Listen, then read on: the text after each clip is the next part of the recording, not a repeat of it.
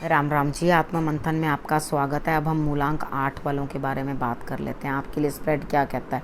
अच्छा कहता है तो आगे बढ़ जाओ, नेगेटिव कहता है तो मैं हूँ ना, आपको मोटिवेट कर रही हूँ, आपको समझा रही हूँ, आपको बता रही हूँ मित्र शत्रुओं को कैसे हैंडल करना और किस तरह से आपने आगे बढ़ना है। देखो, इवेंट तो हो गई, आपको गुरु मंत्र भी बता रही हूँ जिससे आपको फ़ायदा हो, आपको उपाय भी बता रही हूँ। आपने करना क्या, सिर्फ मुझे फॉलो कर लेना, ठीक है? जो मैं आपको समझाती हूँ बस उसी तरीके से आपने कार्य जो है कर लेने। अब हम बात कर लेते हैं संडे की।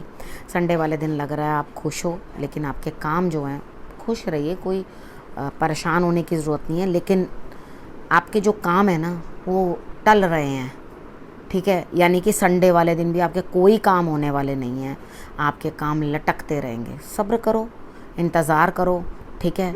आपका काम अभी नहीं बनेगा। अब हम बात कर लेते हैं मंडे की। मंडे वाले दिन मुझे ऐसा लगता है कोई ना कोई है जो आपको गाइड कर रहा है, आपके लिए रास्ता बना रहा है, मुश्किलों में आपके लिए जो है फूल खिलाने की कोशिश कर रहा है, यानी कि परेशानी में भी आपके लिए स्माइल कर रहा है और लगातार आपके लिए लड़ रहा है, लेकिन आपको शायद वो चीज़ें समझ में नहीं आ रही। अपने हिस्से की भी हिम्मत दिखाओ, आगे बढ़ो और अपने कार्यों को करने की कोशिश करो। अब हम बात कर लेते हैं ट्यूसडे की। ट्यूसडे वाले दिन मुझे ऐसा लगता है कहीं ना कहीं कुछ ना कुछ जो है चारों तरफ से लाभ होता हुआ आपको मंगलवार को दिखाई देता है, लेकिन आप इतने समझदार निकलेंगे कि इस लाभ को आप गुरु के चरणों में ले जाएंगे। बड़ी समझदारी वाली बात की है आपने। आप उनसे कहेंगे कि गुरुदेव आप मुझे ये गाइड करें और मैं आगे बढ़ूं। तो बहुत ही अच्छा काम आपने कर दिया है। कार्ड्स यहाँ पे बता रहे हैं कोई मूलांक 3 वाला हो सकता है या आपका गुरु हो सकता है, उससे आप सलाह ले सकते हैं। आप उससे सलाह लेंगे और आगे बढ़ेंगे। आप बोलेंगे भाई चारों तरफ से मुझे लाभ हो रहा है, अब आप ही बताएं कि मैं किधर को जाऊं। लेकिन एक चीज़ आपको मैं बता दूं, आपकी कमर में दर्द भी ट्यूसडे वाले दिन हो सकता है। तो यहाँ मुझे ऐसा लगता है आपका केतु कहीं ना कहीं गड़बड़ा रहा है, तो कुत्ते की सेवा ज़रूर कर देना, ठीक है?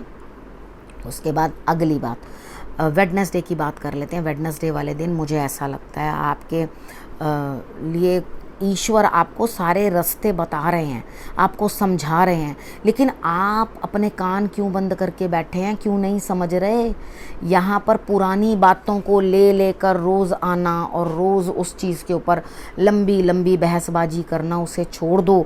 अपने जो एक रौद्र रूप अपना बनाते हो ना, उस चीज़ के ऊपर काम करो और उसके अंदर एक अपने आप को जो है एक नए रूप में परिवर्तित करो जिसमें आपके कार्य बने।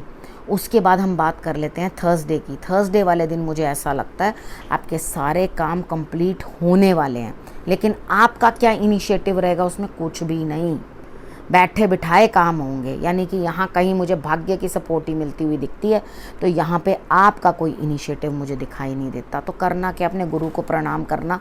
उन्होंने अगर बैठे बिठाए कोई काम पूरा कर रहे हैं तो उनको नमस्कार करना, ठीक है? उसके बाद फ्राइडे की बात कर लेते हैं। फ्राइडे वाले दिन मुझे आपके लिए फ्राइडे का दिन कुछ अच्छा नहीं दिखाई देता। आपका दिमाग जो है परेशान हो जाएगा और कहीं ना कहीं कुछ खतरा मुझे दिखाई देता है आपके लिए। आपने करना क्या है, फ्राइडे वाले दिन आपने हनुमान जी के मंदिर के अंदर जो है आपने केले चढ़ा देने हैं, ठीक है? कोई पीला कपड़ा पहन लेना, आपके लिए वो ज़्यादा बेहतर रहेगा। ना लाल कपड़ा पहनना, ना ग्रीन पहनना, यानी कि ना रेड ना ग्रीन, इन दोनों में से कोई कपड़ा नहीं पहनना आपने। और उसके बाद मेडिटेशन करना। आपका दिमाग नाहक ही परेशान हो जाएगा, यानी कि मालूम भी नहीं होगा कि क्या बात हो रही है। आप एकदम घबरा जाओगे और आपको कुछ भी समझ नहीं आएगा। जैसे कहते हैं ना, सर पे पैर लेकर भागे, तो इस तरह से आपको दिखाई देगा कोई ना कोई आपके अगेंस्ट कुछ ना कुछ प्लॉटिंग प्लानिंग कर रहा है। ज़रा अपने दिमाग को बिल्कुल घबरा जाने से या चीज़ों को बिल्कुल मैसअप करने से ठंडे दिमाग से सोचना, समझना और कार्रवाई करना, ठीक है? अगर आपने हनुमान जी के मंदिर में झंडा चढ़ा दिया या आपने केले चढ़ा दिए तो डेफिनेटली ये चीज़ जो है शांत होगी, यानी कि खतरे का जो निशान मुझे दिखाई दे रहा है वो आपके लिए शांत होगा। बाकी अपने माथे के ऊपर गुस्सा नहीं रखना, नहीं तो आपको बाद में पछताना पड़ेगा, ठीक? अब उसके बाद बात कर लेते हैं सैटरडे की। सैटरडे वाले दिन मुझे ऐसा लगता है कि जीत तो आपको मिल रही है, करना आपको सब कुछ अकेले पड़ेगा, क्योंकि आपके लिए कोई और कुछ नहीं करेगा। यहाँ आकर अपने हुनर को दिखाओ ना, अपने हुनर को दिखाओ। जीत तो दिखाई दे रही है, लेकिन जीत के साथ साथ आप जीत कब किस चीज़ से मिलेगी आपको? जब तक अपना हुनर नहीं दिखाओगे तब तक आपको जीत नहीं मिल सकती, कुछ उपलब्धि नहीं होगी।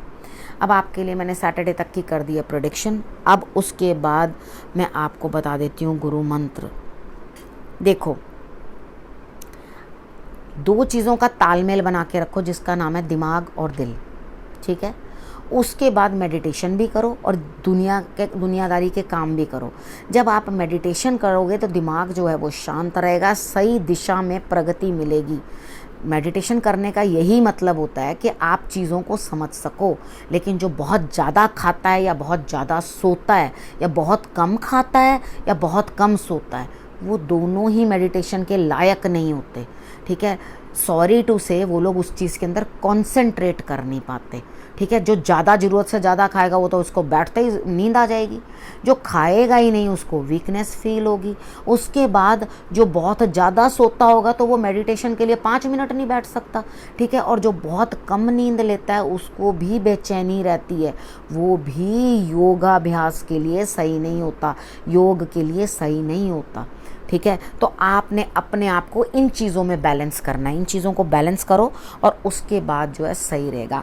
आपने एक उपाय और करना है कि आपने विष्णु जी के या कृष्ण भगवान के चरणों के दर्शन रोज करने हैं। चाहे अपने स्क्रीन सेवर के ऊपर आप उनके चरणों के दर्शन जो है वो लगा लो, नहीं तो 2 डॉल्फिन्स होती हैं ना नाचती हुई, ठीक है, वो वाली पिक्चर जो है वो आप लगा लो, तो आपके लिए वो भी रिजल्ट्स अच्छे देंगे। उसके बाद आपने और क्या करना है? सबसे बड़ी बात है, नॉलेज जो है वो सबसे बड़ी चीज़ है, उसे कोई चुरा नहीं सकता, उसे कोई ले जा नहीं सकता। जो नॉलेज है वही आपको पूरा जीवन भोजन करा सकती है। नॉलेज के अंदर इतनी शक्ति होती है, यानी कि कुछ भी सीखने में, किसी चीज़ की आपने शिक्षा ली है उसके अंदर बहुत शक्ति होती है, वो आगे जो है आपको बहुत कुछ प्रदान कर सकती है, ठीक है। आप नॉलेज को लो और उसके बाद आगे बढ़ो। जब आपके पास नॉलेज होगी तो आप दुनिया के जो है समझदार इंसानों में गिने जाओगे और अपने लिए जो है आप चीज़ें अर्जित कर सकोगे, ठीक है। उसी के साथ जो है जीवन का तालमेल, यानी कि दोनों चीज़ें जो हैं जिसको कहते हैं तराजू, वो जो है तोल भी पाएगा सही से और आपके साथ न्याय भी कर पाएगा, ठीक है। तो आपको मैंने गुरु मंत्र भी अब बता दिया। अब आपने करना कि आपने रखना है अपने और अपने परिवार का बहुत अच्छे से ध्यान। अगले हफ्ते मेरे आने का करना इंतज़ार। तब तक के लिए नमस्कार।